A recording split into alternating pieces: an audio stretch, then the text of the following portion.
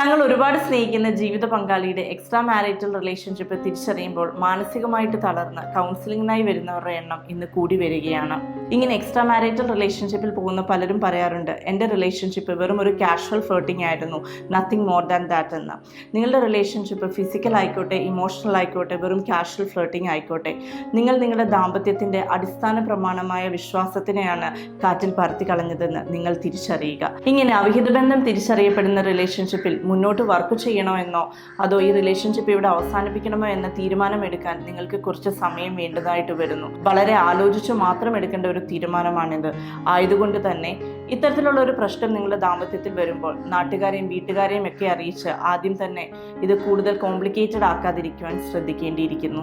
അടുത്തതായി, നിങ്ങൾ പാർട്ട്നേഴ്സ് പരസ്പരം നിങ്ങളുടെ കമ്മ്യൂണിക്കേഷൻ വിച്ഛേദിക്കാതിരിക്കുവാൻ ശ്രദ്ധിക്കുക.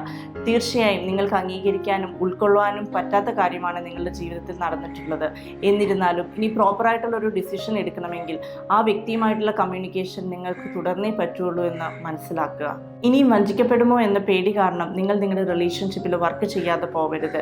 തീർച്ചയായിട്ടും നിങ്ങൾക്ക് ആ വ്യക്തിയെ ഇനി അംഗീകരിക്കാനും പഴയ പോലെ സ്നേഹിക്കാനും ഒക്കെ സമയമെടുക്കും. അത് തികച്ചും സ്വാഭാവികമായ കാര്യം മാത്രമാണ്. Give your self A healing time.